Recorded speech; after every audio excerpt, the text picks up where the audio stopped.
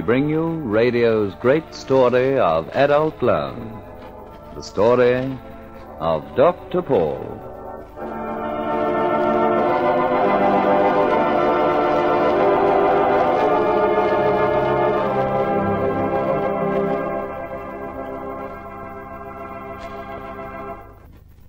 Now our story continues. Virginia Martin closed the door of room number 15 behind her and looked at her wristwatch. It was a lunch period, but with no appetite for food, she turned to the French doors opening onto the hospital's second-floor porch and stepped out into the sun. The hours since her talk last night with Arnold Smith had been a nightmare of unreality. The distress she'd suffered was deeply etched in her drawn, expressionless face. Arnold Smith could expose her as an impostor, but he offered her one alternative, and that was to leave Stanton, to give up the new life and new friends she'd grown to love. But even that alternative offered little real security. She knew she could never be free of fear as long as Mr. Smith held the evidence of her false identity. The photograph of little Christopher's mother, the real Virginia Martin. For her own peace of mind, and even more important for Christopher's security, she knew that somehow she had to obtain that photograph. The young nurse had been standing quietly for several minutes looking out over the small town when she heard a sound behind her.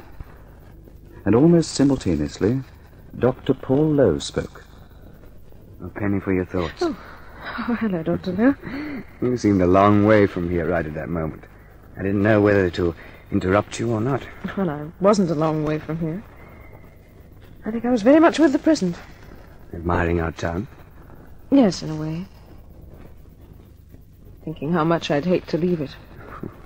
Well, that's a pretty morbid thought. Well, let's not dwell on it.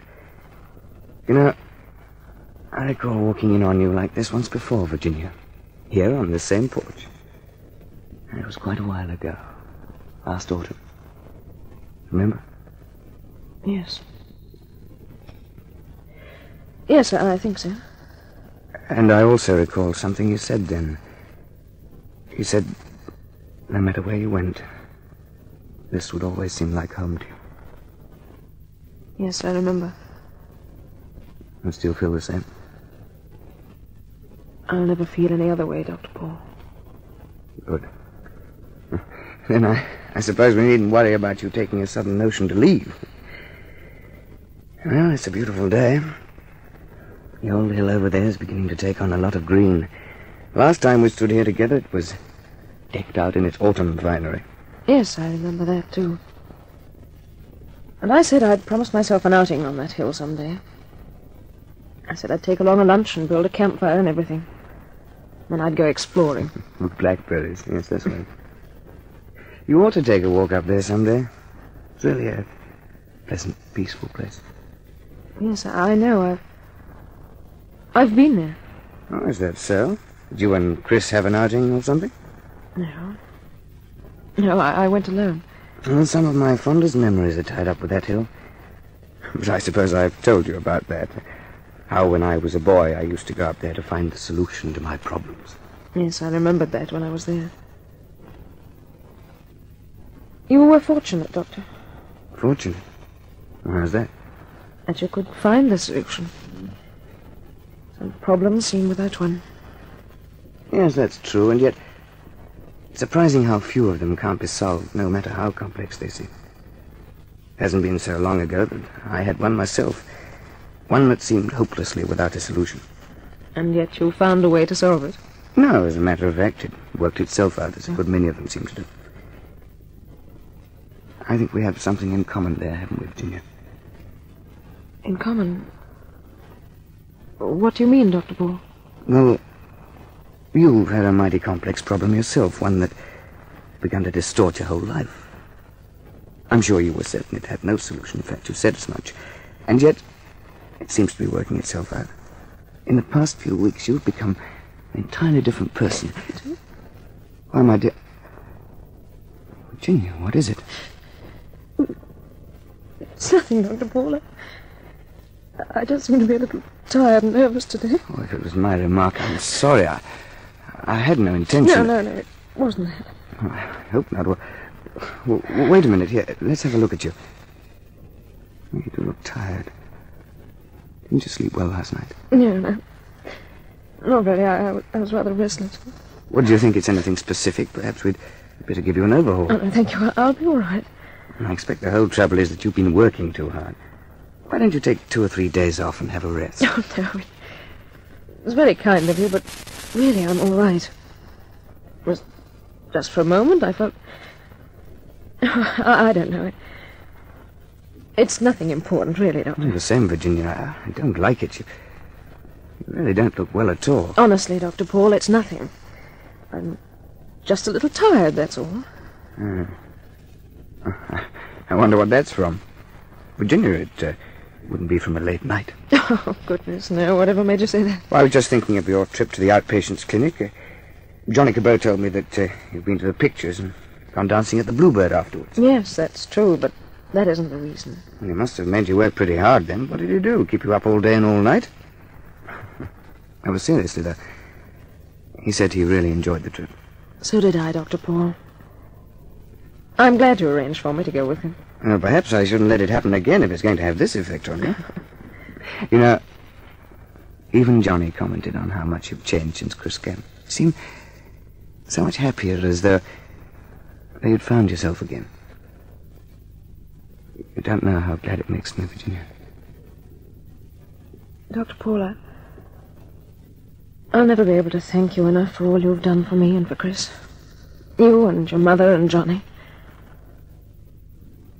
Please believe I'll never forget it. I'll always be grateful. Yeah, that's the kind of speech you'd expect to hear from a train platform, and you're not going anywhere. Except to bed, if I don't see you looking better. Oh, by the way, speaking of Chris reminds me, if you don't mind, Elizabeth would like to have a party for him. Mrs. Lowe would? Yes, she's got some pretty elaborate ideas about it, too. Might even have one of those professional party givers down from Greenfield to take charge. Outdoor games for the kids on the lawn if the weather's all right, and the mothers can get together inside. How does it sound to you? Well, it's very kind of her, but wouldn't it be a great deal of bother? Well, of course not. But even if it was, Elizabeth knows what she's letting herself in for, so I suppose she wants it. It would serve a double purpose, Virginia. A good time for Chris and his friends, and a chance for you to meet the mothers of his playmates. It's time you were getting to know that set a little better. Elizabeth's really excited about the idea. Well, aren't you in favor of it? Well, yes, Dr. Paul. I think it's a wonderful idea. And it's awfully nice of Mrs. Lowe to want to do it. When would she want to have the party? Well, that's up to you straight away, though, from the way she talked. That is, if it's all right with you. I see. Then I suppose I could let you know in a few days. Right. Yes, of course, there's no great rush about it. You don't object, do you, Virginia? Oh, I know, Dr. Paul. Of course not. It isn't that. It's just that... Well, it looked a little as if Chris might be coming down with a cold last night. I'd like to see how he gets along first. Oh, certainly. Yes, I think that's wise. If you'll excuse me, Doctor, I have a tray to pick up in the kitchen. It's time for it now. Yes, go ahead. But take things quietly for the rest of the day, Virginia. And if you aren't feeling better tomorrow, I insist that you stay home. Oh, I'm sure I'll be all right, Dr. Paul, thank you. When you talked to Foster this morning, I don't suppose he told you that we had quite a talk ourselves, did he? You and Gordon? Oh, I know. Did you? Yes, we did, Elizabeth. A very interesting talk. As a matter of fact, that's why I didn't look you up. I happened to see Dr. Foster first.